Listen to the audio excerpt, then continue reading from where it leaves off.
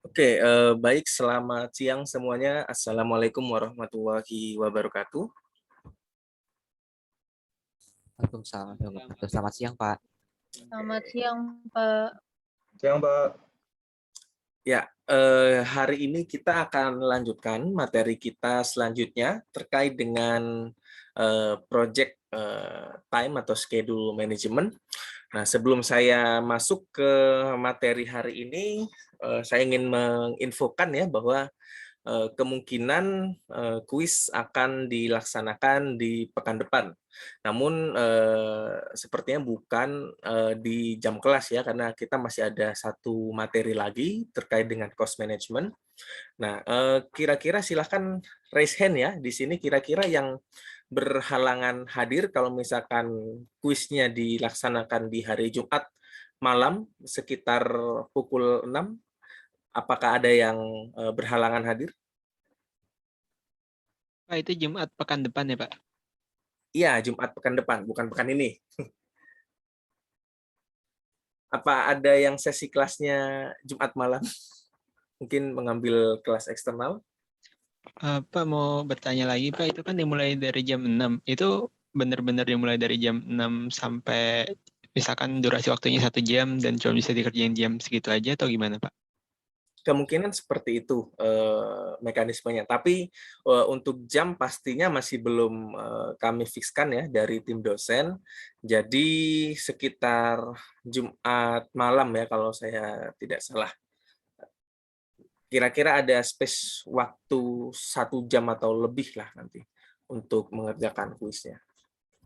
Nanti untuk kisi-kisi kuisnya, untuk apa yang akan diujikan pada kuis, nanti akan saya bagikan di pekan depan. Dan silakan nanti dipantau di Skeli ya. Sejauh ini apakah ada yang berhalangan? Kira-kira kalau Jumat malam lah kasarannya. Kan kalau Jumat pagi itu masih ini ya, masih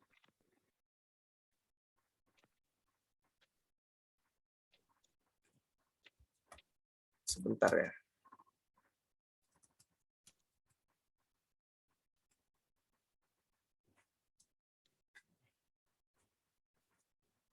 Sebentar, saya cek dulu.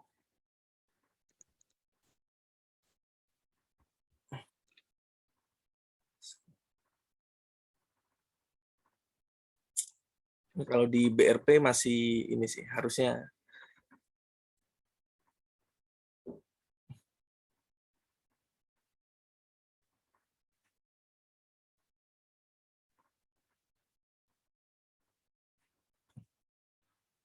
tadi sepertinya soal exercise-nya salah ya? Tidak ada soalnya kayaknya ini ya? Iya, betul. Iya, Pak. Aduh, sayang sekali saya salah upload tadi.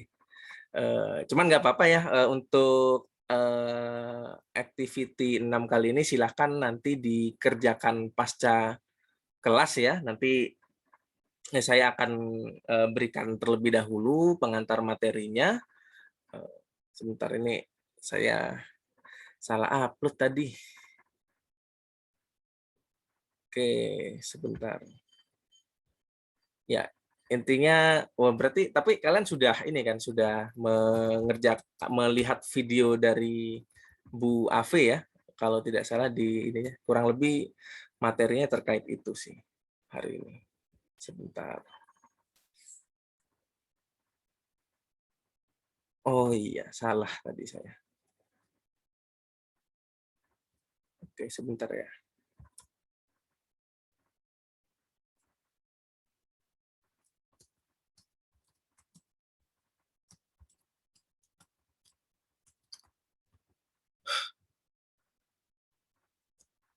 Ya, oke. Untuk tas 6 nanti silakan dikerjakan ya secara berkelompok. Mohon maaf sekali ya, tadi saya salah upload, kurang lebih terkait dengan project scheduling.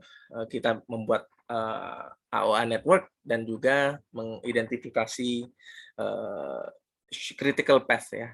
Kita akan lihat dulu materinya, nanti silakan dipraktikan. Oh, oke. Terima kasih Prinindya sarannya. Mungkin saya nanti akan koordinasi dengan dosen lain ya di kelas lain juga. Nanti akan ada polling juga ya di skill dipantau saja nanti. Ya, oke. Untuk kuis setidaknya dipersiapkan ya kemungkinan hingga project cost management ya. Kalian punya cukup advantage untuk belajar lebih banyak juga ya dibanding yang sesi kelas Jumat karena akan mendapatkan cost management materinya di Senin minggu depan. Oke, di pertemuan hari ini kita akan lanjut ke body of knowledge selanjutnya di dalam project management, yaitu terkait dengan project schedule atau time management. Kurang lebih yang akan kita bahas seperti biasa, kita akan mulai dari hal-hal generalnya, definisinya, dan proses-prosesnya itu apa saja. Lalu kita akan mendetail ke masing-masing proses dan juga akan belajar beberapa tools untuk mendevelop sebuah schedule atau jadwal dari pengerjaan proyek. Nah, di sini ada nanti kita akan penekanannya ada beberapa tools seperti Gantt chart ya yang sudah kalian kemarin lihat sekilas di pelajaran terkait dengan WBS yang ketika kita tambahkan atributnya dengan predecessor dan waktu pengerjaannya akan menjadi Gantt chart. Nah, nanti juga yang perlu dipelajari adalah terkait network diagram untuk memetakan dependensi antar tugas dan menentukan kira-kira kapan waktu tercepat dalam melakukan atau mengeksekusi proyek tersebut. Dan nanti juga ada beberapa tools untuk mengestimasi effort dari masing-masing task dalam sebuah proyek. Ya, jadi hari ini kita akan belajar beberapa tools dan sebelum itu kita perlu tahu dulu pentingnya kita melakukan manajemen waktu ya dalam sebuah proyek.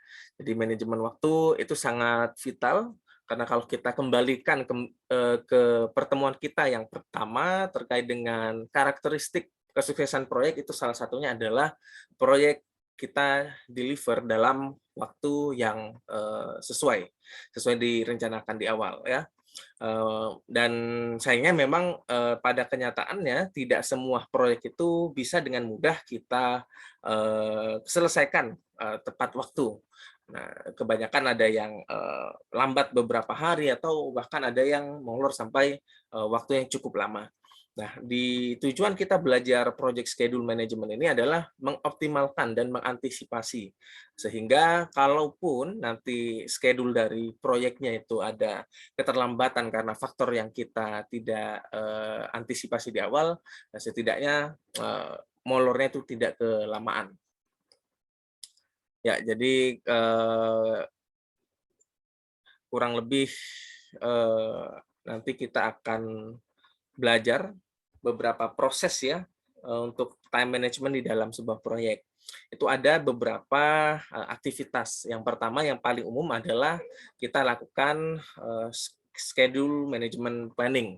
Jadi kita rencanakan kira-kira nanti mekanisme time managementnya seperti apa, tools apa yang kita gunakan, dan apa saja ketentuan yang atau policy yang kita keluarkan untuk mengatur jadwal atau waktu dari proyek yang kita kerjakan.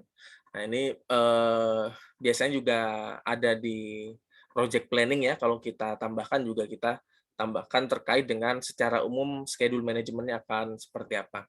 Nah setelah kita definisikan schedule manajemennya, kita akan mendefinisikan kira-kira activities atau dalam konteks ini adalah task dari proyek yang kita kerjakan. Nah, kalau kemarin kita sudah belajar WBS untuk menentukan scope, melist seluruh deliverable. Nah, WBS tersebut juga sangat penting sebagai input mendefine activity atau task apa yang akan dikerjakan di dalam proyek ini. Nah, yang kita definisikan tidak hanya pekerjaannya apa, nah, setelah itu yang tidak kalah penting adalah mengurutkan aktivitasnya. Jadi task mana yang harus kita dahulukan, task mana yang harus dikerjakan kemudian. Nah, itu masuk ke tahap selanjutnya yaitu sequencing activities. Kemudian setelah kita melakukan sequencing, masing-masing task itu kita estimasi kira-kira resource yang dibutuhkan itu apa saja. Yang kedua adalah durasinya kira-kira berapa lama. Nanti kita akan lihat beberapa tools untuk melakukan estimasi durasi terutama. Nah, setelah kita memiliki daftar pekerjaan, task yang akan kita kerjakan di dalam proyek, kita sudah tahu urutannya, dependensi antar tasknya seperti apa, dan kita sudah tahu resource yang dibutuhkan dan durasinya, barulah kita compile semuanya dalam sebuah schedule ya. Paling basic adalah menggunakan Gantt chart. Nanti kita juga akan melihat kira-kira bagaimana cara kita melakukan estimasi dari jadwal yang kita sudah definisikan, kira-kira paling cepat proyek ini dapat diselesaikan dalam berapa hari gitu ya. Nanti ada beberapa teknik estimasinya. Dan juga estimasi terkait dengan durasi juga ada rule of thumb-nya nanti ya. Nah, setelah kita punya jadwal yang tercompile dalam sebuah Gantt chart, ya, kita tinggal melakukan controlling terhadap jadwal yang kita sudah tentukan di awal. Dan kita perlu memastikan bahwa seluruh yang direncanakan itu sebisa mungkin tidak terlalu di luar ekspektasi ya, dalam artian molornya terlalu banyak waktunya. Nanti juga akan kita lihat ya bagaimana kita mengestimasi kira-kira aktivitas mana yang kira-kira tidak perlu atau wajib untuk on time, dan pekerjaan mana yang kira-kira kita masih bisa dapatkan relaksasi lah, ada waktu maksimal untuk menundanya tanpa memperlambat pekerjaan proyek secara keseluruhan. Ya, secara umum ini diagram yang bisa dilihat terkait dengan proses dalam project time management. Tahapan planning meliputi beberapa aktivitas ini, dan tahap monitoring and controlling hanya ada satu proses atau aktivitas. Ya, yang pertama adalah kita perlu untuk melakukan planning terhadap schedule management kita. Nah, untuk mengetahui kira-kira bagaimana kita akan memanage jadwal kita, kita bisa menggunakan expert judgment ya. Kita bisa menggunakan teknik-teknik analisis, dan juga tentunya yang paling umum adalah kita melakukan meeting dengan stakeholder tentang bagaimana kita melakukan schedule management. Kemudian kita di dalam schedule management plan itu terdapat project schedule model development-nya seperti apa, kemudian level of akurasinya, kemudian control threshold-nya, dan beberapa prosedur ya terkait dengan time management yang dilakukan di dalam proyek. Jadi ini isinya masih dokumen perencanaan terkait mekanisme pengaturan jadwal di dalam proyek. Nah, ini setelah di tahap awal kita sudah menentukan mekanisme kita akan seperti apa, tools apa yang akan kita gunakan, kita langsung masuk ke bagian selanjutnya, yaitu mendefine activity atau task yang akan dikerjakan di dalam proyek. Nah, biasanya activity atau task ini bisa kita dapatkan dari WBS atau Work Breakdown Structure yang sudah kita pelajari di minggu lalu. Dan WBS yang kemarin kan kita hanya berupa hierarki dari deliverable atau task yang akan dikerjakan. Nah, kalau di posisi sekarang ini di time management, tidak hanya berisi task atau activity, tapi juga durasi, bisa juga kita tambahkan informasi terkait dengan cost dan resource requirement dari task tersebut. Ya, jadi di tahap ini yang kita lakukan adalah mendetailkan WBS yang sudah kita kembangkan di tahap awal ketika menggathering requirement. Nah, tujuannya agar bisa kita nanti compile lebih lanjut menjadi sebuah project Gantt chart yang bisa dijadikan acuan untuk kita dalam mengeksekusi sebuah proyek. Nah, memang ya, idealnya time management ini dilakukan setelah project team dan key stakeholder ini mendefinisikan skopnya seperti apa. Nah, setelah skopnya ditentukan, maka kita dapat merancang ya waktu atau jadwal dari proyeknya. Baru ketika kita sudah tahu proyeknya itu akan seperti apa berjalannya, kita akan lebih mudah mengestimasi cost yang akan kita kerjakan, karena durasi dari pengerjaan proyek akan berbanding lurus ya dengan project cost yang akan dikeluarkan. Jadi kalau semakin lama, maka cost-nya akan most likely akan semakin besar. Ya, jadi konsekuensinya dari kegiatan-kegiatan tersebut urutannya jadi seperti ini ya. Jadi kita perlu mendefine activity-nya, kemudian kita urutkan kira-kira mana yang dikerjakan duluan, mana yang belakangan. Dan selanjutnya adalah resource dan durasi dari masing-masing kegiatan yang kita akan lakukan di sebuah proyek. Nah, tujuan dari kita mendefine activity ini adalah untuk memastikan seluruh project team itu nanti dapat memahami pekerjaan secara clear. Nah, jadi kita harus bisa men-set ya, ini juga continuously bisa didiskusikan bersama project team atau dev team yang ada di dalam proyeknya terkait kira-kira task ini estimasi waktunya akan berapa lama. Nah, ini project manager di sini perannya tidak sebagai supreme leader ya, yang kita harus menentukan semuanya. Dalam menentukan jadwal juga kita harus mempertimbangkan masukan dari development team. Karena kadangkala yang lebih memahami effort dari sebuah fitur, contohnya itu biasanya adalah seorang dev team. Jadi kolaborasi terus diperlukan dalam proses ini.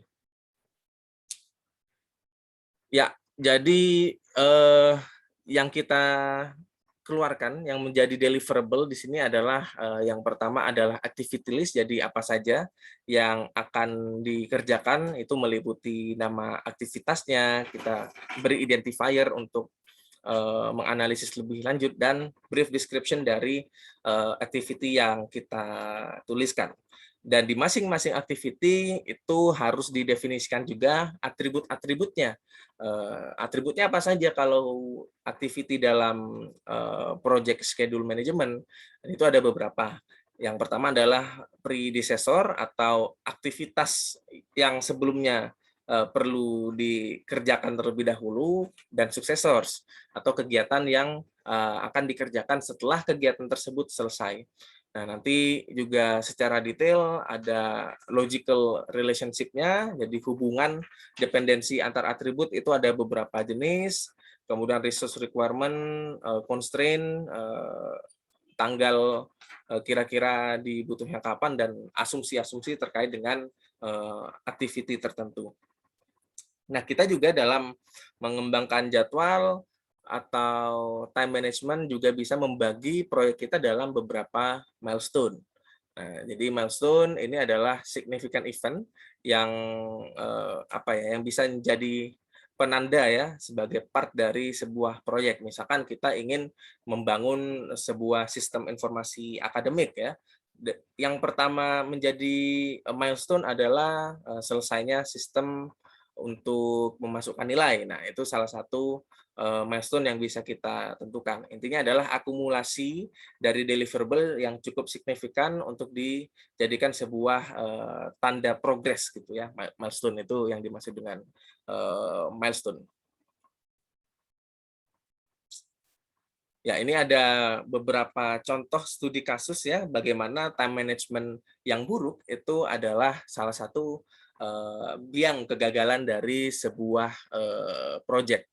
Dan ya seperti kita tahu ya, kegagalan proyek yang kita pelajari di awal-awal selain karena kesalahan kita memilih tim atau kurangnya dukungan, itu salah satunya juga adalah poor time management.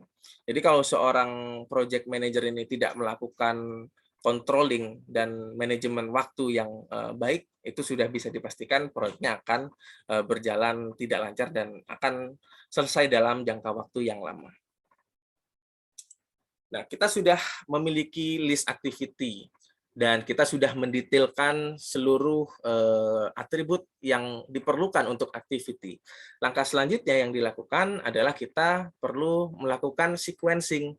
Kita mengurutkan nih, jadi kita sudah ada task A, B, C, D.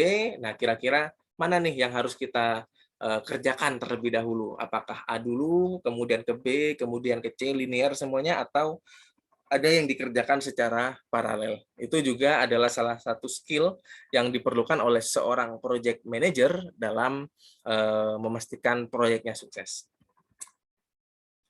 Ya, konsep penting dalam tahapan sequencing activity adalah dependensi atau relationship ya antara satu task dengan task yang lain.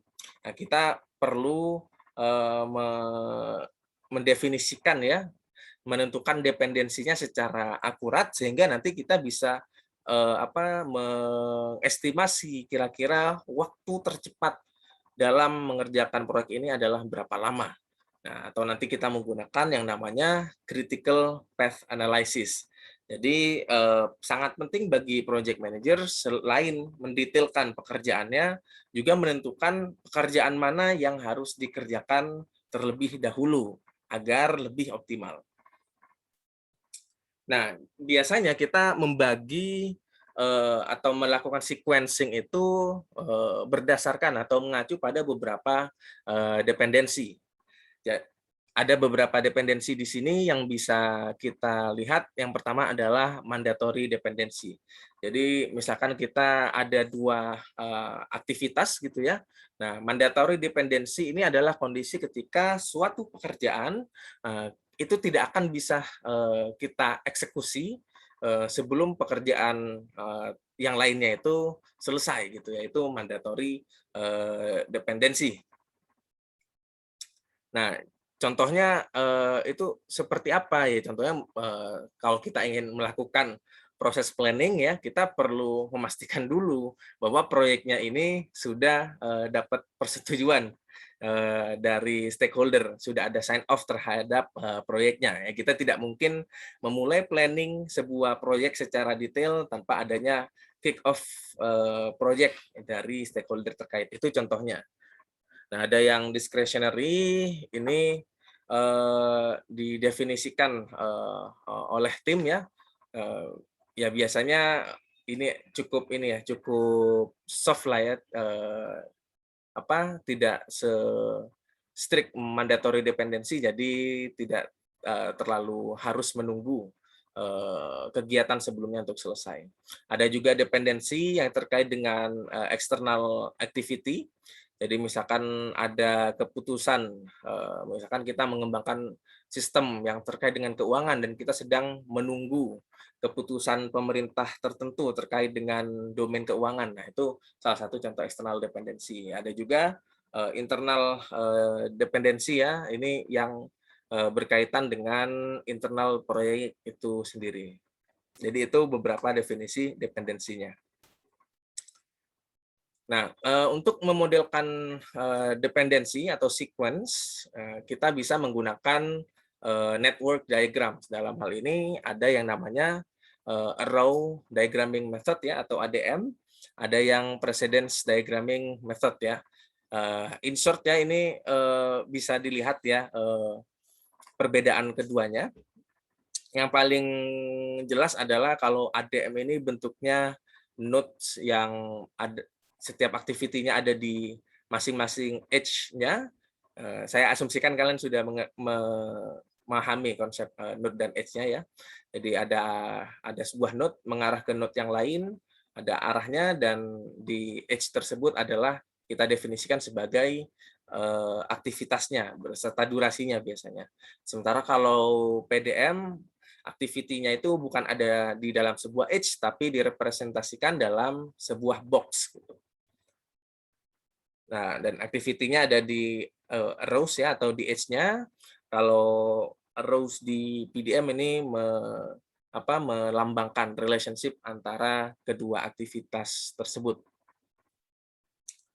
Ya, ya ini contoh dari AOA network diagram ya. Jadi di sini satu ini bukan aktivitas ya, tapi sebuah node saja, di mana di node 1 ini berhubungan dengan node 2, 3, dan 4. Dan node 1 dan 2 ini adalah aktivitas A ya, sementara 1, 3 ini aktivitas B, dan 1, 4 itu C ya. Nah, dan seterusnya. Sementara kalau kita lihat di sini, kalau di AOA network itu ada di row-nya atau di edge-nya.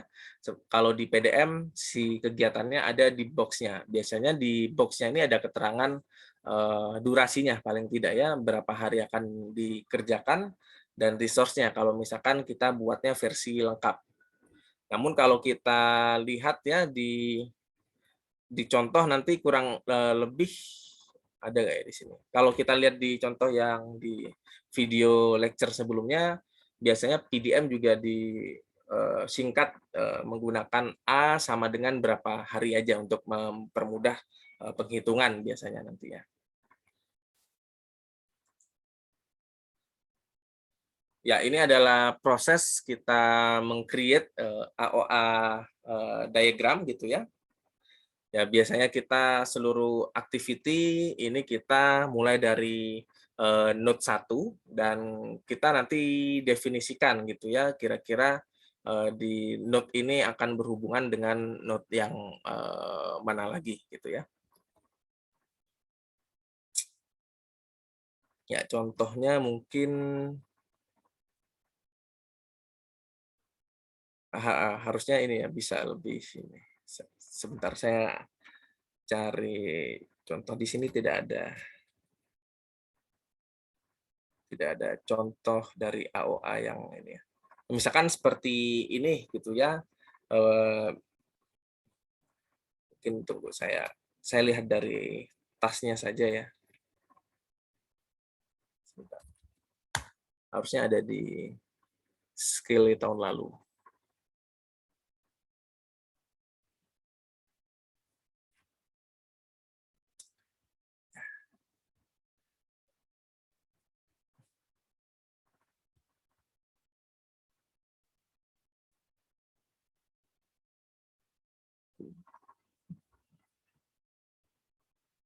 Ini tidak apa-apa ya, kita langsung bahas saja di sini ya. Misalkan di sini. Kita lihat dulu. Project exercise. Ya, misalkan umumnya kita kembangkan AOA network, kita lihat dari ininya ya, dari activity-nya, dan kita bisa kembangkan dari predecessor dan atau suksesornya kalau misalkan didefinisikan. Nah, umumnya AOA ini mulai dari node 1. Nah, di sini ada beberapa activity yang dia tidak punya predecessor, artinya dia adalah node paling awal gitu ya. Sebentar, saya sepertinya harus menggunakan bantuan ini ya, bisa lebih menggambarkan ya.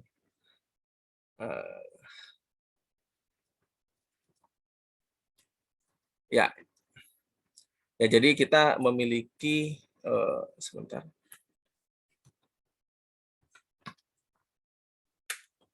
ya.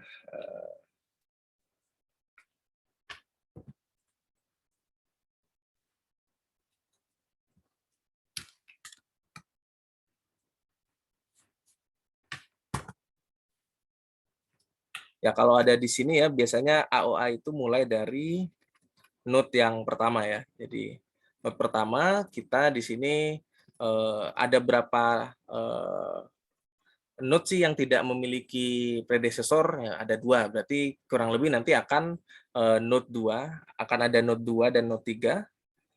Sebentar ya. Sebentar. Agak bermasalah untuk saya.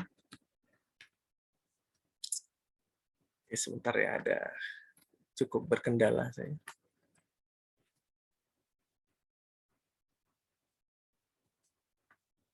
Ya. Nah, kita bisa buat di sini, ini note pertama misalkan. Nah, karena di sini ada 2 activity yang akan kita gambarkan di awal, maka kita buat note ini ke 2 terlebih dahulu. Nah, kemudian ada note 3. Nah, di sinilah kita bisa definisikan aktivitas A ini ada di note 1 ke 2. Ini adalah aktivitas A, dan di sini kita define sebagai aktivitas B. Nah, oke. Sini A, sini B ya. Nah, di sini ada aktivitas C ya, yang predecesornya itu adalah A dan B. Berarti nanti ada, katakanlah di sini ada ada hubungan juga. Di sini ada activity A dan B, di mana activity D ya di sini. Di mana activity D ini adalah predecesornya A dan B. Berarti di sini juga ditarik ke garis ya untuk dihubungkan di situ nanti. Dan seterusnya ya, nanti kita akan silahkan di-explore terlebih dahulu AOA network. Intinya kita mulai dari define dulu root-nya itu apa, dan teruskan saja sampai nanti akhir dari AOA diagramnya ya.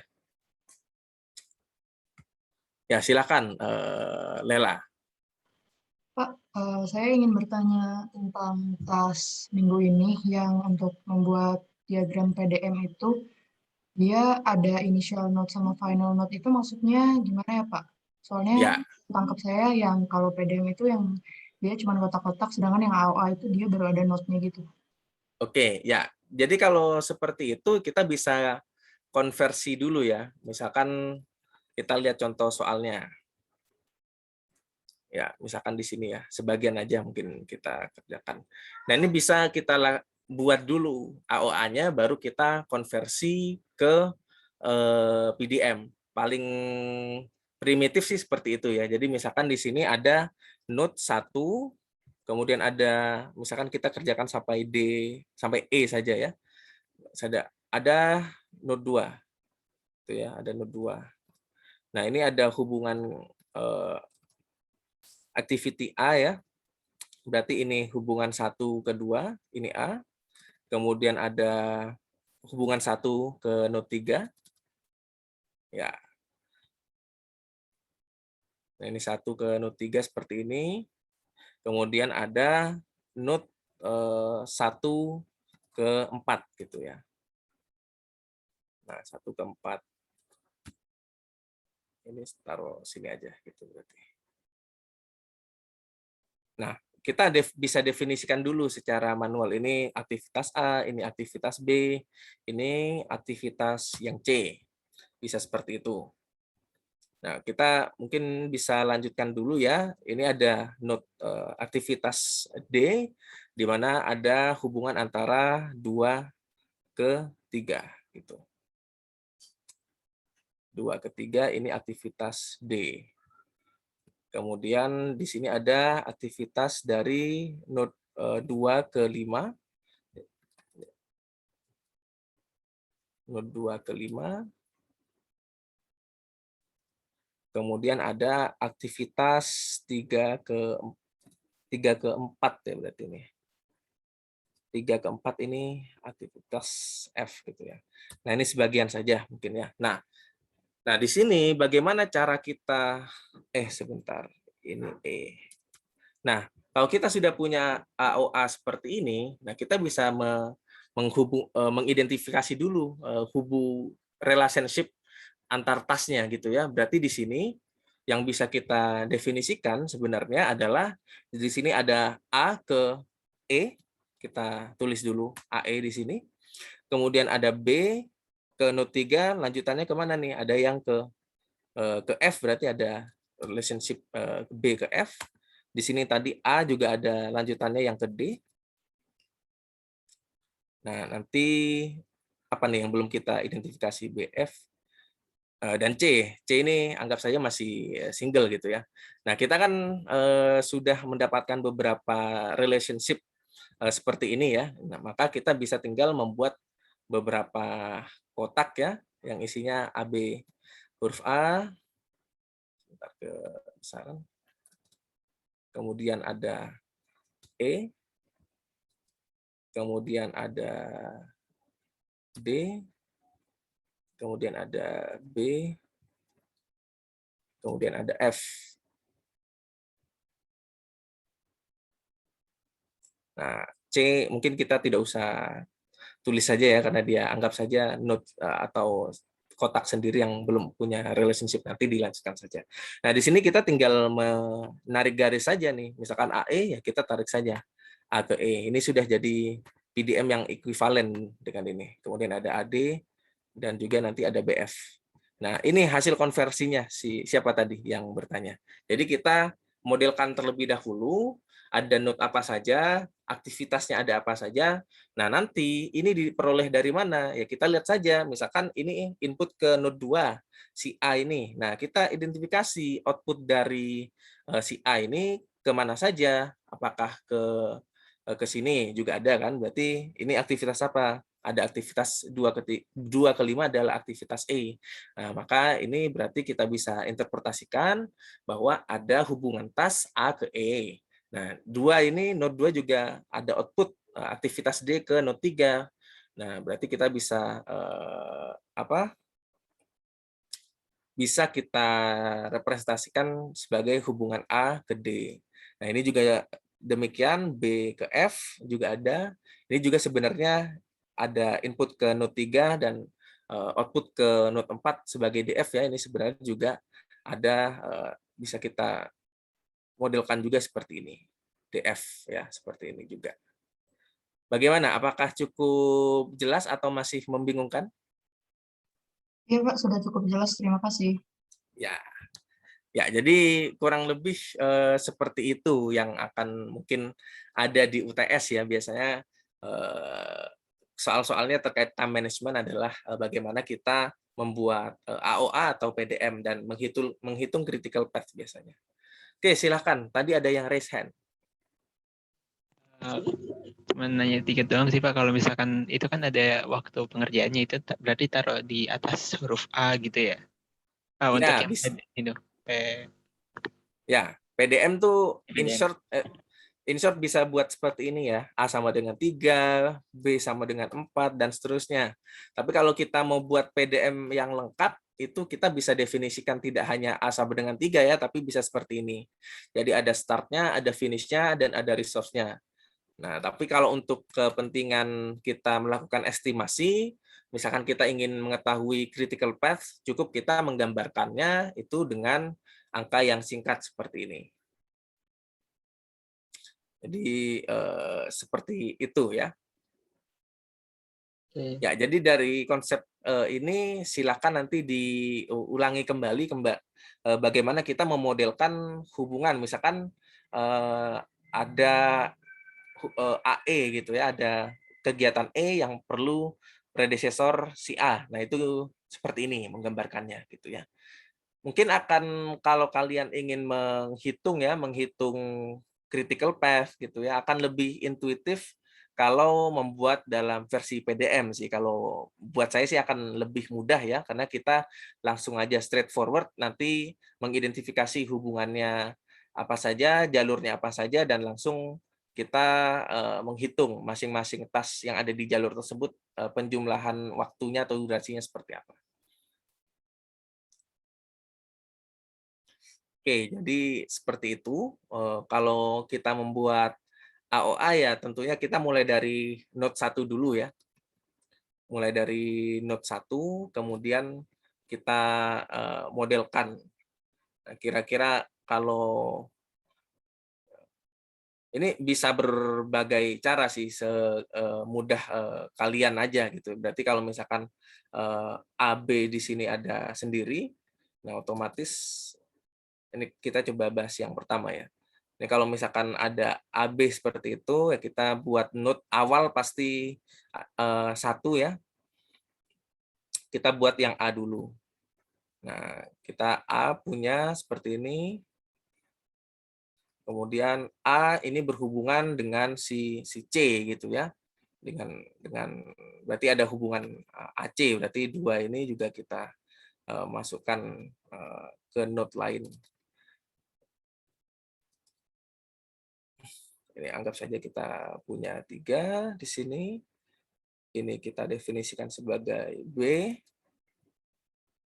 Dan kalau ada hubungan C predesesor A, berarti ada hubungan A ke C. Berarti di sini ada A. Nanti juga ada node selanjutnya ya. Berarti node 4. Yang di mana di sini ada kegiatan C gitu ya. Seperti itu. C. Oke ya.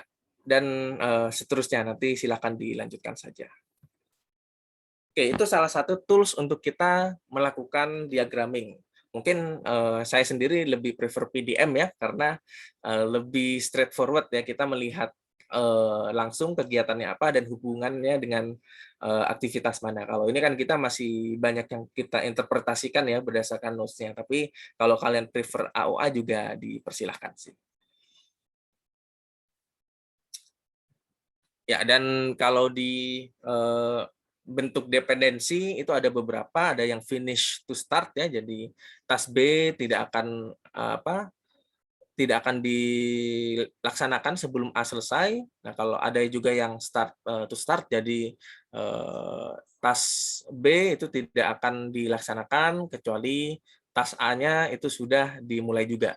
Ada finish to finish yang bisa diinterpretasikan, task B ini tidak bisa diselesaikan sampai task A-nya itu finish, ada start to finish.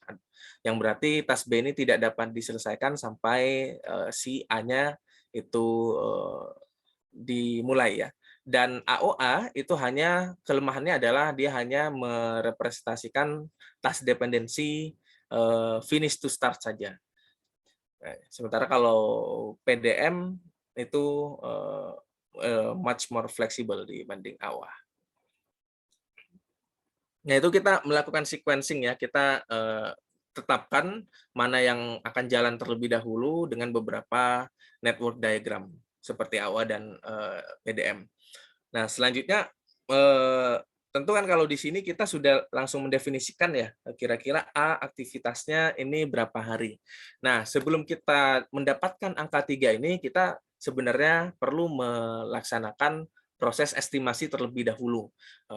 Apa yang diestimasi tentunya adalah resource-nya butuh berapa banyak, kemudian waktunya akan berapa lama. Nah, kalau kita terkait dengan resource, kita perlu melakukan resource breakdown structure juga untuk masing-masing aktivitas.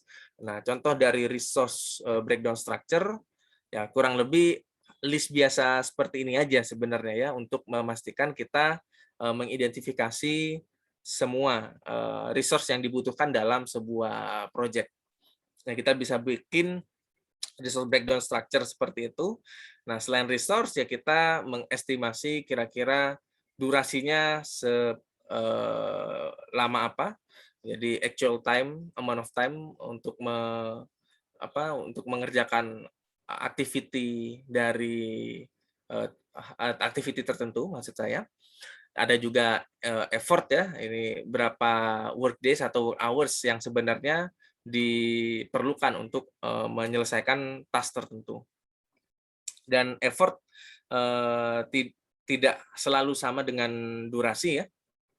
Jadi mungkin bisa kita definisikan effortnya berapa jam, tapi durasinya bisa lebih dari itu kita definisikannya. Nah, bagaimana kita mengestimasi durasi dari sebuah aktivitas? Nah, kita bisa menggunakan salah satunya 3-point estimates ya. Ini contohnya adalah kita mendefinisikan waktu optimis, waktu normal, dan waktu pesimisnya. Jadi kalau waktu pesimis adalah waktu best case-nya ya dari suatu aktivitas itu akan diselesaikan. Kalau most likely ya kira-kira memang normalnya ya selama apa. Kalau pesimis ini ya kita versi kira-kira paling molor itu berapa lama. Jadi kita melakukan 3-point estimates. Nanti untuk penentuannya kita bisa menggunakan yang namanya PERT atau Monte Carlo Simulations. Dalam kuliah ini kita hanya akan membahas yang PERT ya, ada rumusnya. Jadi kita mendefinisikan misalkan activity A. Oh, saya pesimisnya itu 6 hari gitu ya, normalnya 4 hari, optimisnya 2 hari. Nah, nanti kita lakukan perhitungan menggunakan PERT dan nanti kita akan mendapatkan kira-kira durasi yang rasional untuk estimasi tersebut itu berapa. Nah, setelah kita mendapatkan estimasi durasi dari masing-masing aktivitas yang sudah kita urutkan, saatnya kita melakukan schedule development ya, yang bisa kita gunakan si project schedule ini untuk melakukan controlling atau monitoring terhadap progres dari proyeknya. Ya, jadi tujuan dari kita mendevelop sebuah schedule, nah ini adalah untuk membuat realistic project atau schedule baseline ya, sehingga kita bisa memonitor progres dari proyek dalam waktu tertentu. Ada beberapa tools dan teknik yang bisa kita gunakan dalam mengembangkan schedule dari proyek. Ada Gantt chart yang sangat umum yang sudah kita pelajari juga di minggu lalu. Ada critical path analysis, ini untuk untuk memastikan ya kira-kira paling cepat si proyek ini akan selesai berapa lama. Ya, tujuannya agar nanti critical path ini untuk memastikan proyek kita ini on time-nya itu seperti apa. Nanti akan kita lihat metodenya.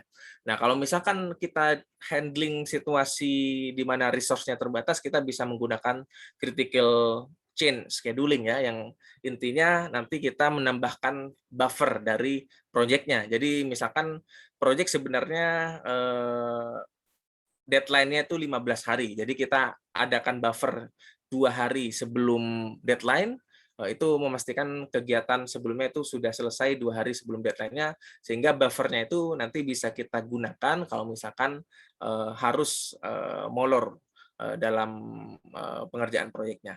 Dan ini ada PERT analysis yang kita nanti menentukan estimasi dan juga nanti sebagian dari kita melakukan estimasi schedule risk ya di dalam project.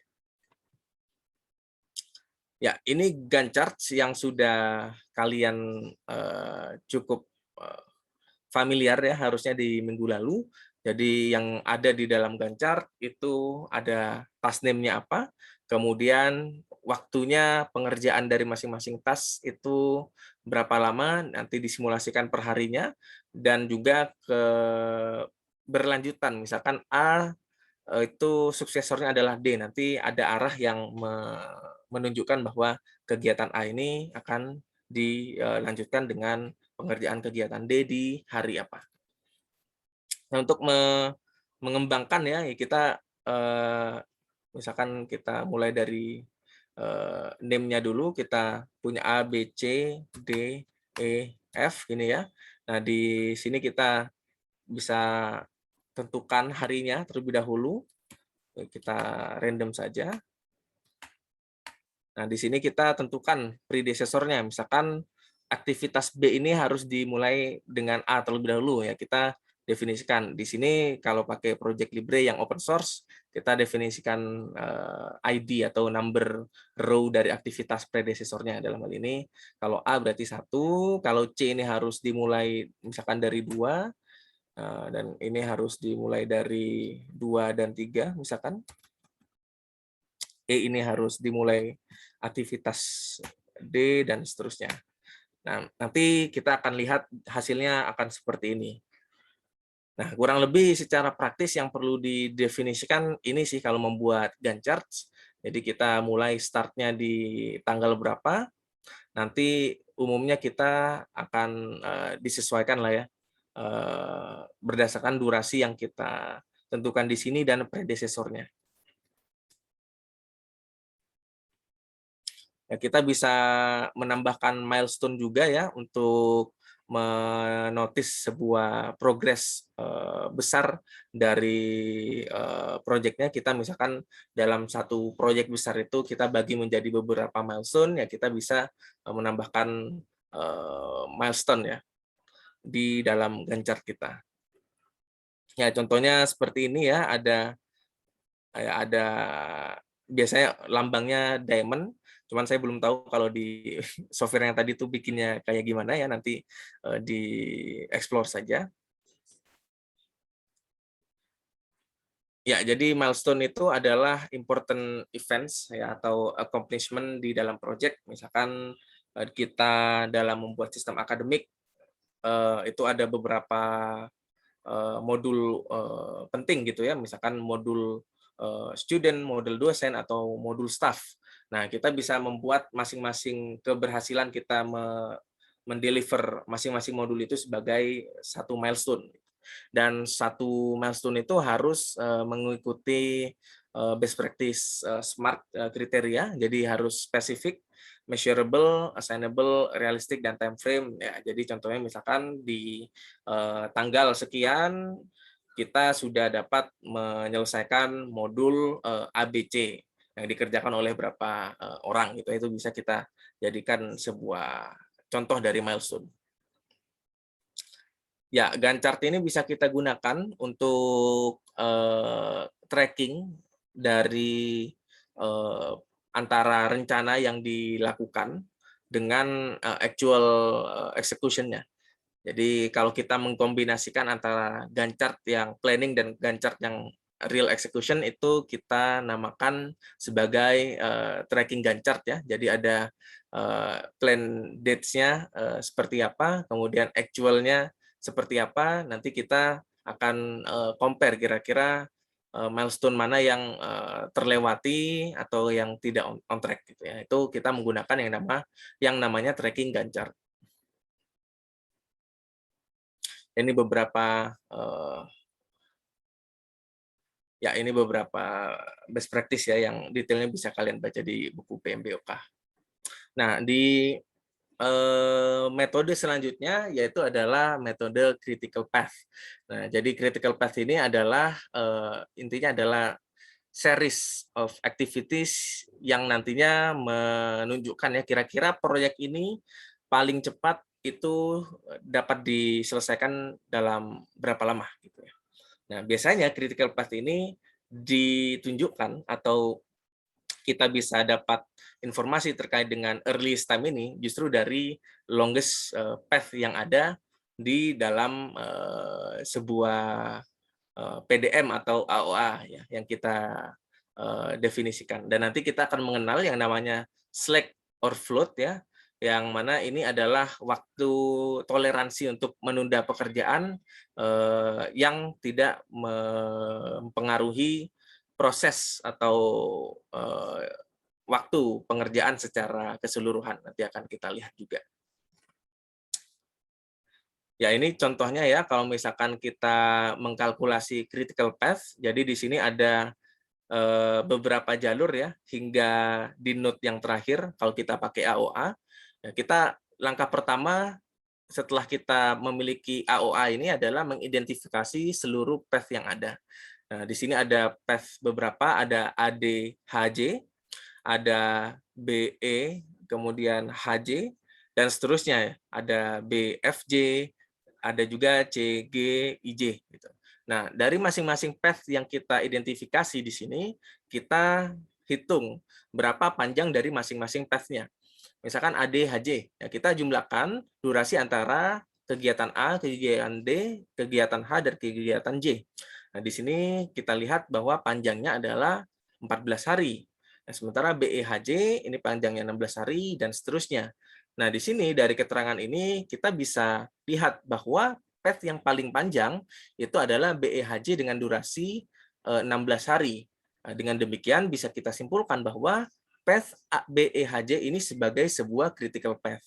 Atau bisa kita sebutkan juga bahwa proyek ini yang isinya kegiatan A hingga J ini paling cepat akan kita accomplish secara total itu dalam waktu 16 hari. Jadi itu konsep dari critical path. Dan critical path ini akan berubah-ubah ya, bisa juga berubah seiring dengan kita melakukan pengerjaan proyeknya. Jadi misalkan kalau misalkan awalnya B ini 2 hari, kemudian dia ternyata bisa di-accomplish dalam 1 hari. Atau ya A yang di plan 1 hari tapi ternyata 2 hari. Nah itu kita perlu melakukan perhitungan critical path ulang kalau misalkan dalam actual execution-nya itu ada gap durasi.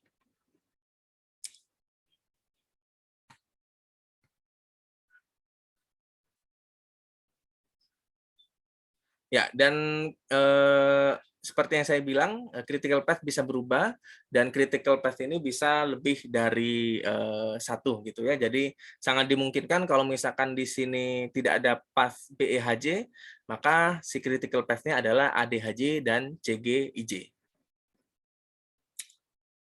Nah, ini adalah penggunaan lebih lanjut ya terhadap critical path yang kita buat. Kita bisa mengestimasi juga free slack atau free float dan juga total slack ya. Jadi free slack atau free float itu adalah hal yang sama. Ini adalah intinya jumlah waktu untuk kita menunda pekerjaan tertentu tersebut tanpa kita mempengaruhi early start dari kegiatan sebelumnya, setelahnya maksud saya. Kalau total slack di sini adalah intinya selisih antara early finish ya dengan late finish-nya gitu ya. Jadi seperti itu. Nah, cara menentukan free slack dan total slack mungkin tutorialnya bisa kalian lihat ya di video yang Bu Ave tadi. Jadi mungkin saya review sebentar saja. Jadi yang pertama dilakukan adalah kita kalau misalkan di sini ya, di sini kita identifikasi dulu critical path-nya apa. Nah, kalau kita identifikasi critical path-nya apa, otomatis early start early finish itu bisa kita mulai dari situ. Ya, misalkan nggak ada contoh lagi ya di sini ya. Ya, misalkan saya buat random AOA atau PDM. Ya, misalkan saya buat seperti ini. Ya. Oke. Kita buat random.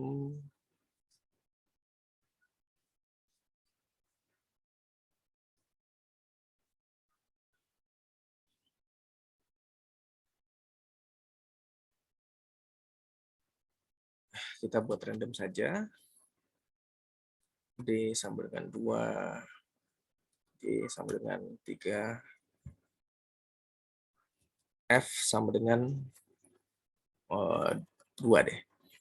Oke, mungkin sekalian saya mau menguji apakah sudah paham dengan critical path atau tidak.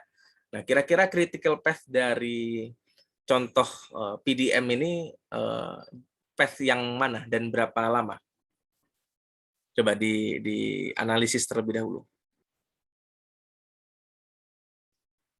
Silakan tulis di kolom chat bagi yang ini berminat mengerjakan.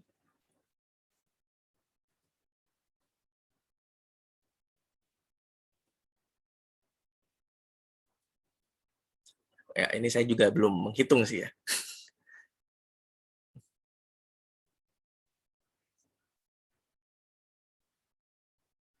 Ya, AEDFG 13. Ada jawaban lain mungkin? AEDFG.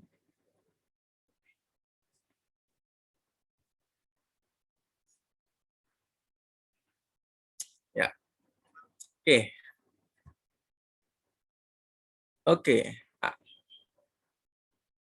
AED GFE. AED FG. Oke, ya kita sepakat ya bahwa AED FG ini adalah critical path ya. AED FG. Kenapa demikian? Ya kita lihat di sini ada beberapa jalur ya.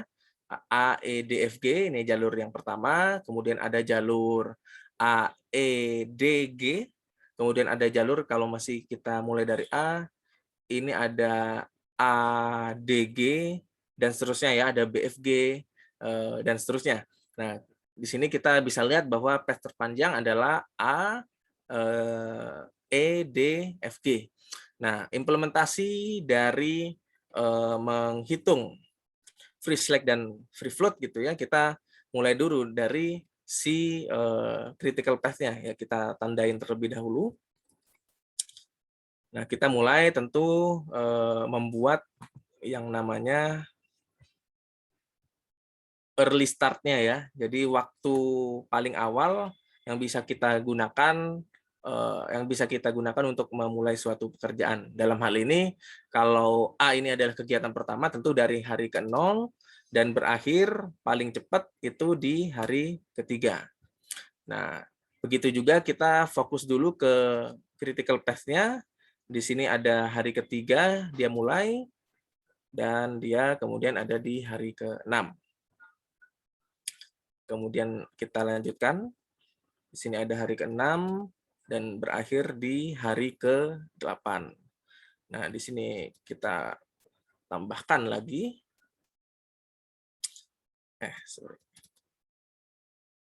Hari ke-8 hingga hari ke-10. Nah, sampai sejauh ini saya harap bisa tahu ya untuk menentukan early start dan early finish-nya. Ya, jadi critical path sudah kita tandai seperti ini. Nah, otomatis kalau dia ada di critical path, antara early start dan juga late start-nya itu nilainya akan sama gitu ya. Begitu juga dengan late atau early finish-nya dan late finish-nya itu akan sama. Jadi kita tinggal lakukan copy paste saja gitu ya. Nanti ke ininya. Nah, nanti kita proses ini kan kita dari awal ya, dari dari early start ke finish date gitu ya. Itu kita bisa namakan proses yang kita lakukan barusan itu sebagai forward pass ya. Itu kegiatan untuk kita menentukan early start dan early finish-nya. Nah, kalau backward pass ini kegiatan kita menentukan late start dan late finish-nya. Nah, contohnya seperti ini ya. Ya, di kegiatan yang B ini kalau early start-nya ini kita bisa samakan saja.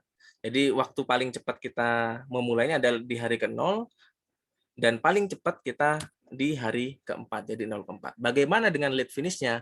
Itu kita lakukan yang namanya backward pass.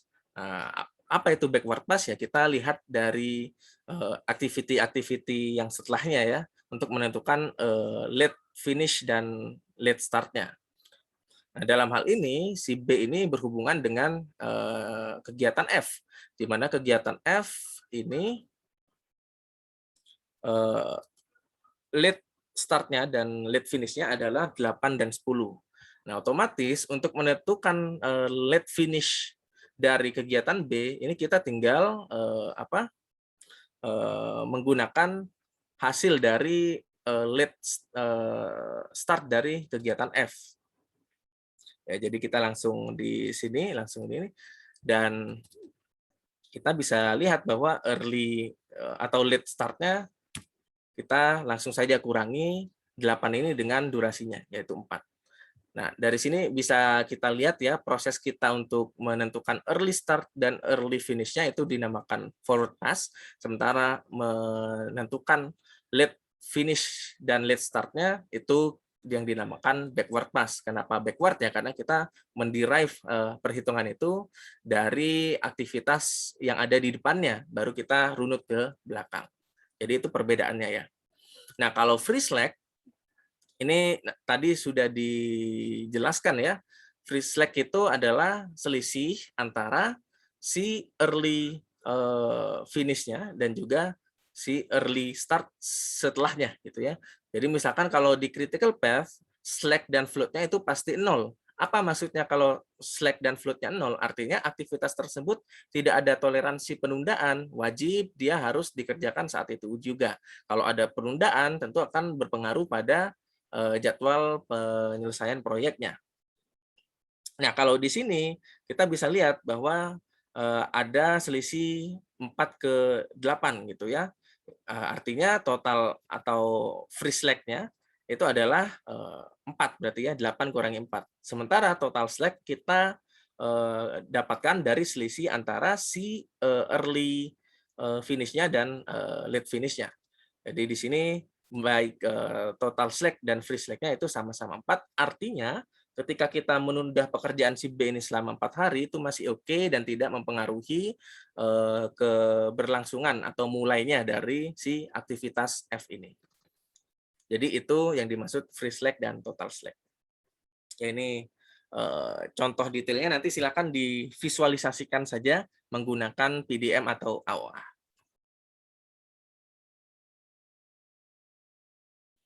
Ya, ini juga critical path juga bisa kita gunakan ya untuk sebagai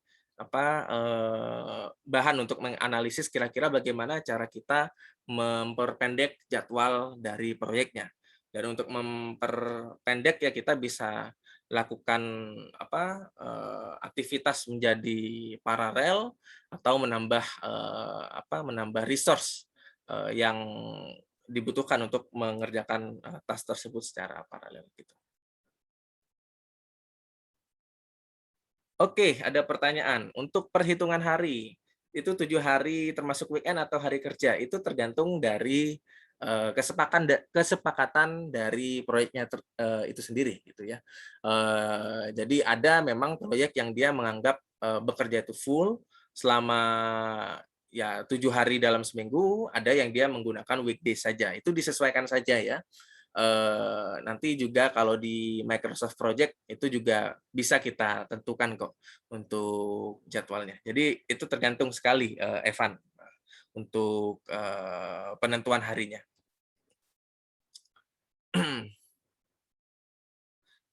Ya, ini beberapa cara untuk melakukan pemendekan waktu proyek ya, kita paling intuitif ya kita lakukan paralel ya atau secara overlap. Namun itu harus kita pertimbangkan juga dengan kondisi resource yang ada di dalam organisasi kita.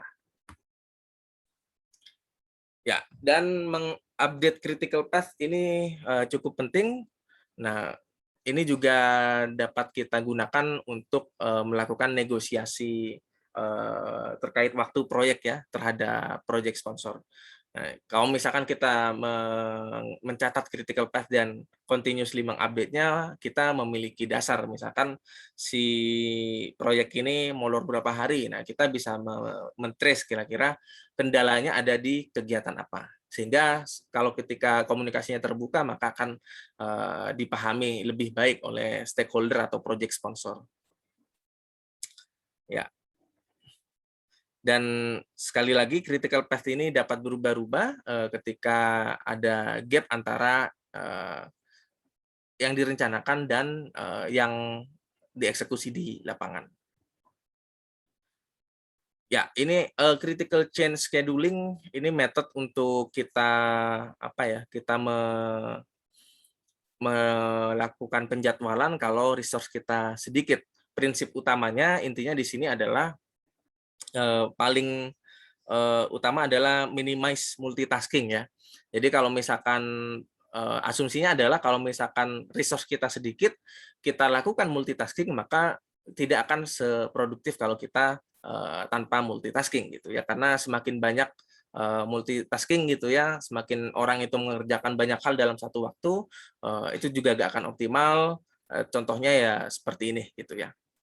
Jadi kalau ini tanpa multitasking ya, task 1 itu dalam 10 hari selesai, sementara kalau pakai multitasking ini akan task 1-nya akan komplit dalam 20 hari.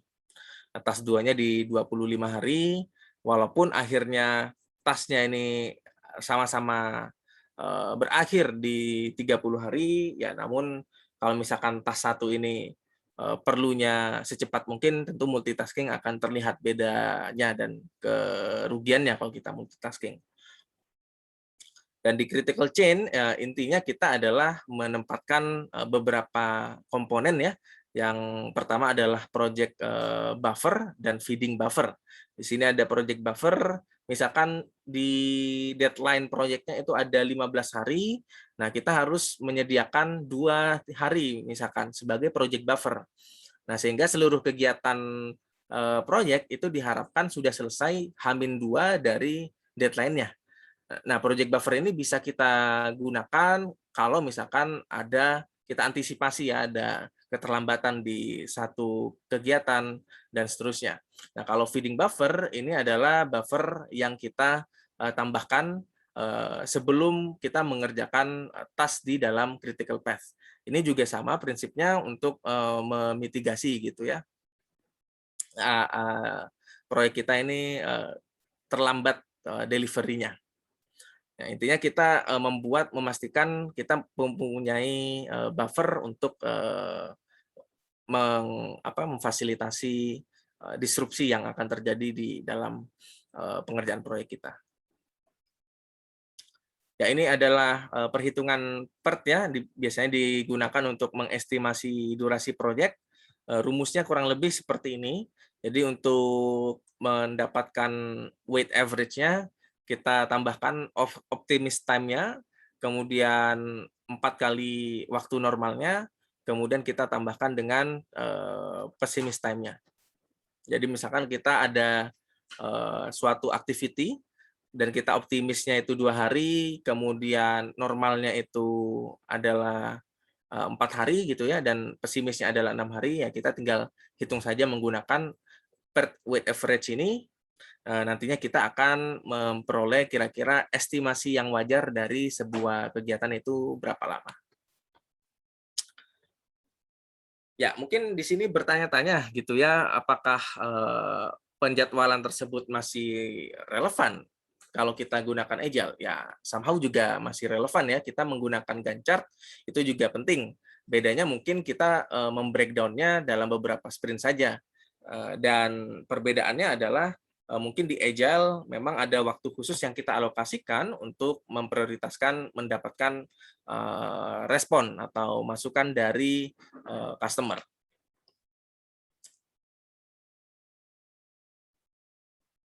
Oke, ada pertanyaan. Optimistic time dalam jam.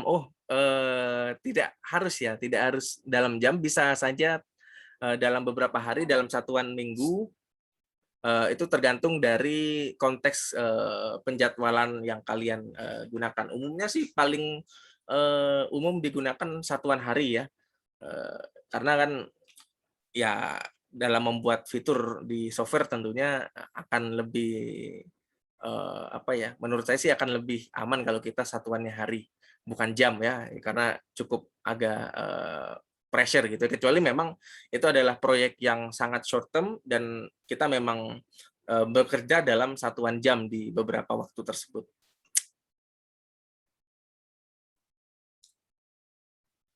Ya, oke. Oke ya, jadi kalau di Agile memang kita perlu Gantt chart ya, tapi di Agile ini kita tidak terlalu tidak terlalu strict. Kita juga tidak harus mendefinisikan seluruh pekerjaan secara total di dalam Agile. Kita bisa menyesuaikan jadwal di setiap sprint-nya gitu ya. Jadi ini lebih sprint base ya, dan fokusnya adalah tidak terlalu pada jadwal yang strict, tapi lebih ke bagaimana di dalam suatu sprint kita bisa mendeliver useful produk ya dengan sesuai dengan customer input. Namun teknik kalkulasi dan estimasi tersebut akan sangat berguna juga untuk mengkomplement Agile juga, sebenarnya juga masih cukup useful. Apalagi kalau kita menangani sebuah project yang dia uncertainty-nya juga cukup besar dan seterusnya. Beberapa tools seperti estimasi 3-point estimation itu juga digunakan ya dalam Agile. Jadi umumnya kalau kita sprint planning di awal, kita juga berdiskusi tuh dengan developer, kira-kira task ini itu berapa hari. Nah, kita bisa menggunakan estimasi seperti itu ya, bisa menggunakan PERT atau menggunakan teknik estimasi lainnya.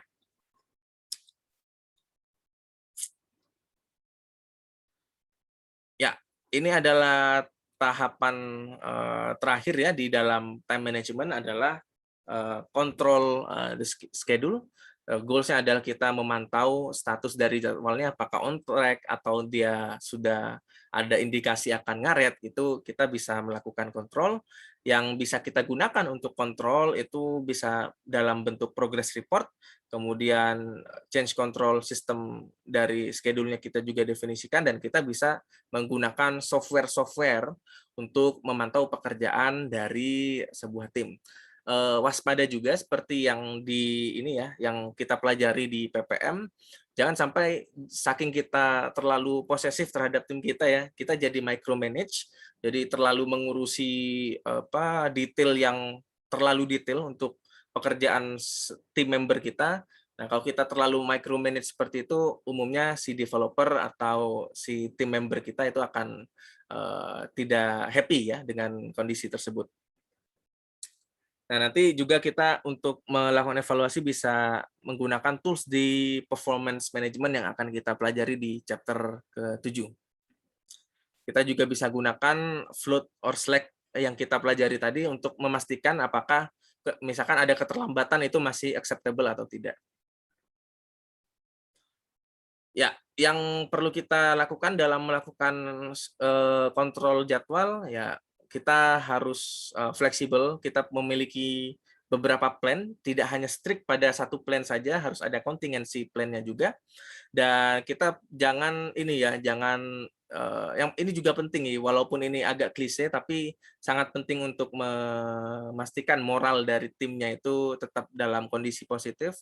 Kita jangan mengexpect orang untuk bekerja 100% setiap waktu.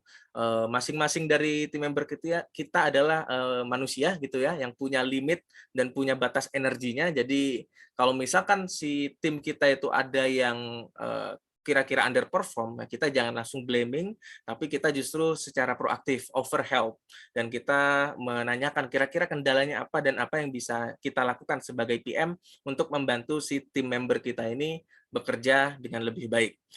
Jadi akan lebih baik dibanding kita menjadi seorang bos yang strict ya, akan lebih baik kalau kita menjadi seorang servant leader ya, pemimpin yang melayani tim kita juga.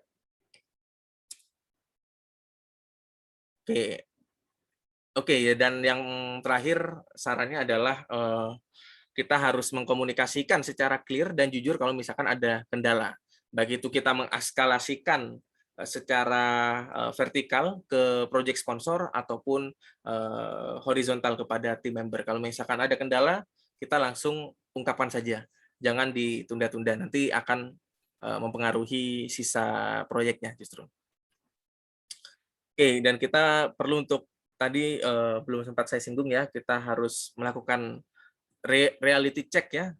Nah, yang perlu diperhatikan adalah kita harus pastikan draft schedule dan estimated completion date di project charternya, dan pastikan dia adalah jadwal atau rencana yang realistis dan dapat kita kerjakan. Jangan kita over promise. Misalkan sebenarnya kita butuh 30 hari, kita janjikan 20 hari. Nah, akan lebih baik kalau misalkan kita sediakan buffer juga ya untuk mengantisipasi. Kita mengantisipasi risiko molornya pekerjaan kita.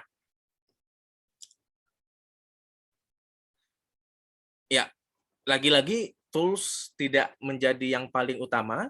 Paling utama dari seorang project manager tetap adalah strong leadership. Jadi walaupun kita sudah membuat perhitungan sebegitu detailnya dan menggunakan tools yang sangat scientific, tanpa strong leadership kita tidak akan membuat proyeknya itu menjadi proyek yang kondusif dan deliver hasil yang optimal.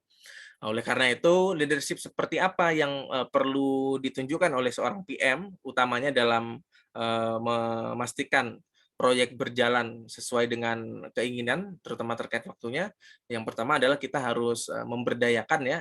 Jadi kita harus memberi kesempatan untuk mereka berkembang dan solving problem dan tidak micromanage. Insentif yang cukup itu juga akan membantu meningkatkan motivasi.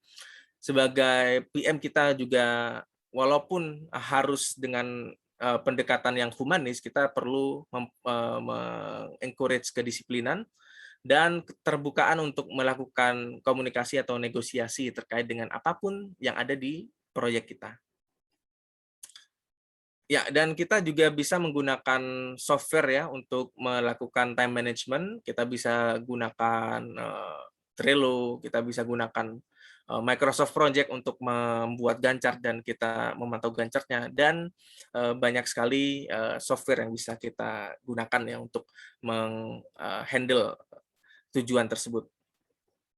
Intinya software tersebut hanya menjadi enabler ya, yang menjadi poin utama tetap adalah keterbukaan dan keteraturan kita dalam memantau jadwalnya. Jadi setiap hari kita perlu update nih kira-kira kondisi pengerjaan dari tim itu seperti apa, kira-kira akan ada delay atau tidak. Nah, ketika ada keterangan dari tim akan delay ya kita langsung saja melakukan analisis kira-kira ini masih tolerable atau tidak, dan kalau misalkan ini sudah melebihi batas yang diizinkan untuk proyek berjalan tepat waktu, ya kita harus mencari solusi yang tepat untuk membuat proyek tetap berjalan pada waktu yang ditentukan di awal.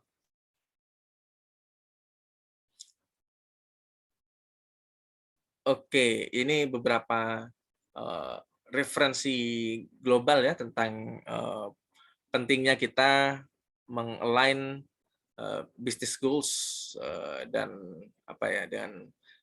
dengan apa yang dibutuhkan oleh customer. Oke, ya kurang lebih hari ini kita sudah belajar beberapa hal, cukup banyak sih hari ini.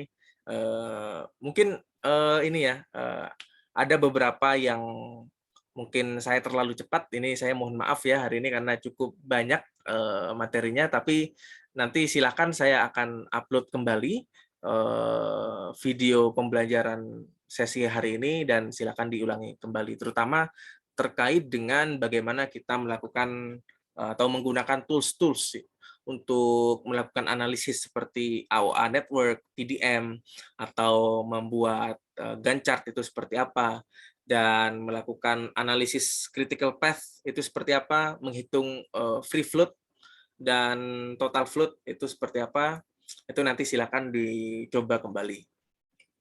Oke, dan silakan setelah ini mengerjakan tas 1 ya, yang kita bahas sedikit tadi, tidak seluruhnya ya, karena saya masih menyisakan ruang untuk kalian bekerja nanti ya, dan silakan dikumpulkan maksimal sebelum jam 6 lah ya hari ini, untuk bisa dikumpulkan di forum Skillly, dikerjakan secara berkelompok. Oke, sampai sejauh ini apakah ada yang ingin ditanyakan terkait dengan project schedule atau time management?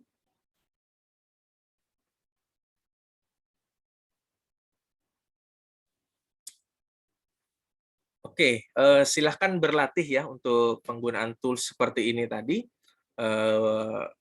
Most likely akan muncul sih entah di quiz atau di ujian tengah semester. Pasti muncul sih karena ini cukup teknis. Dan mungkin kalau berkaca pada tahun-tahun sebelumnya, silahkan selain hal-hal yang konseptual, beberapa materi yang cukup teknis seperti yang kita pelajari hari ini, dan juga misalkan perhitungan ROI, NVP, dan break even point itu juga dipelajari untuk persiapan kita menghadapi kuis dan ujian tengah semester. Oke, kalau tidak ada, kita akan mulai post class quiz kita seperti biasa. Siapkan device masing-masing.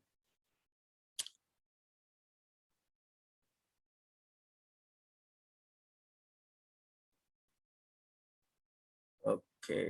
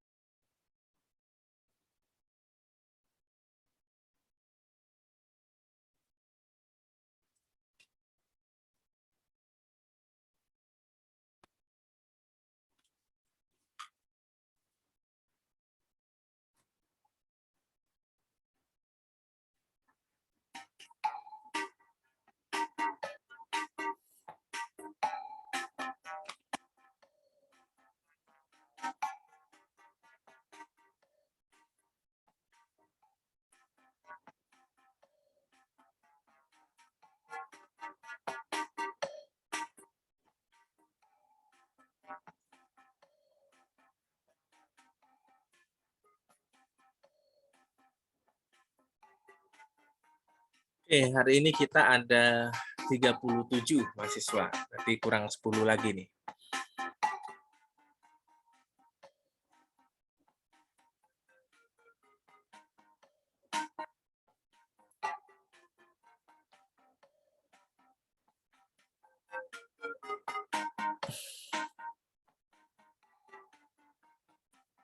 Oke, ada 33 orang lagi, silakan.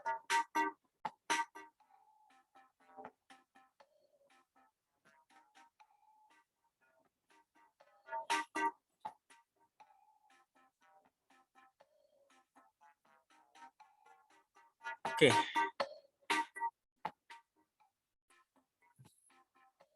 Apakah ada yang masih belum join?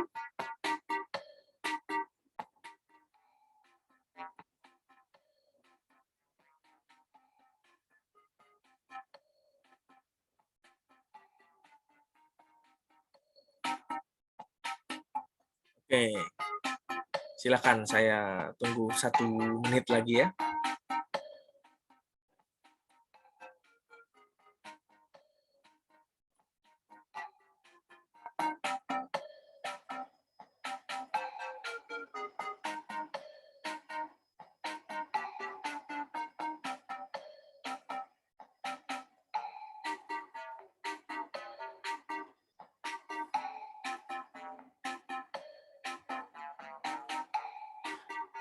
Oke, saya mulai saja.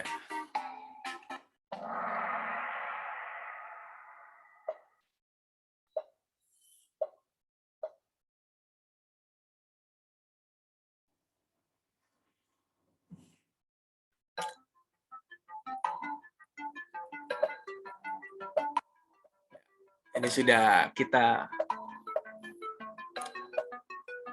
bahas juga ya.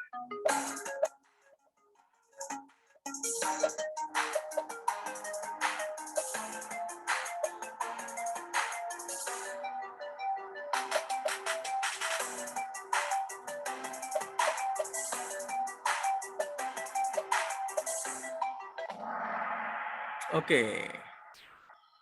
Oke, mungkin ada yang terkecoh ya dengan items on a Gantt chart. Ya, Gantt chart ada predecessor juga tapi tidak detail, ada resource requirements. Kalau item in activity list ya cuma list of activity aja gitu ya.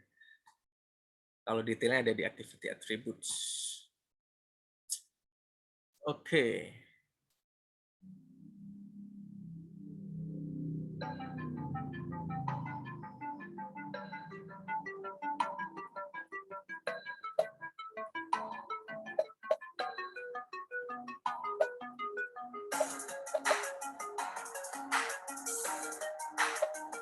Ya.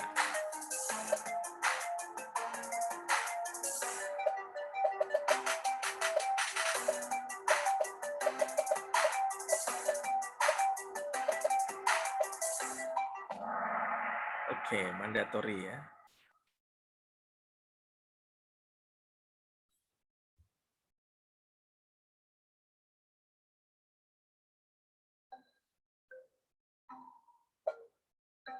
Ini juga cukup tricky.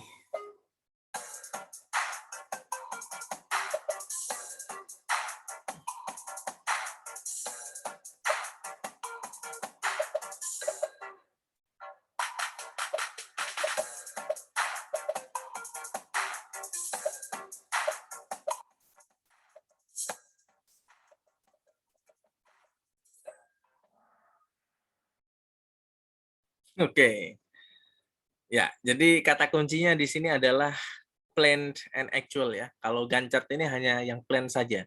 Kalau dia berserta actual project, ini ada yang namanya tracking Gantt chart. Ya, wajar ya. Saya sudah bilang ini agak tricky gitu ya. Itu sebenarnya sudah sebuah clue sebenarnya tadi.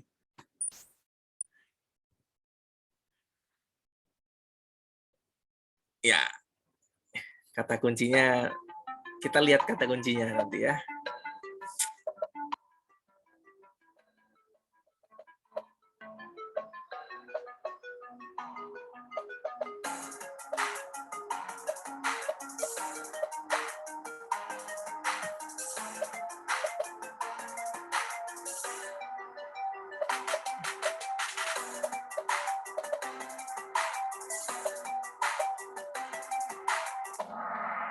Oke. Oke, Frau sudah paham berarti dengan kasus ini. Oke. Definisi critical path.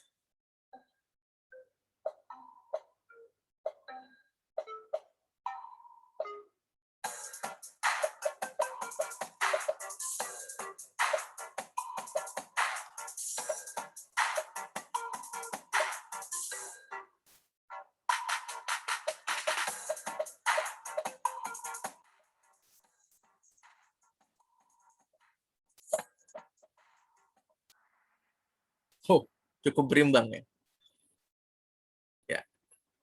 Jadi critical path sekali lagi adalah waktu paling awal proyek dapat dikerjakan. Namun untuk menentukan release time ini dengan menghitung longest path. Nah, itu ya konsepnya kalau di critical path.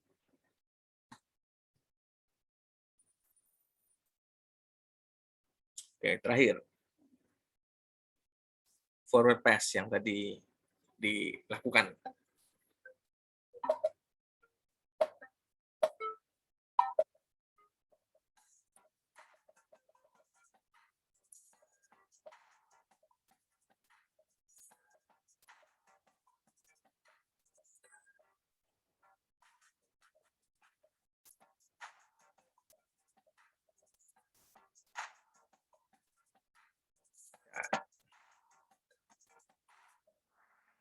Oke, ya.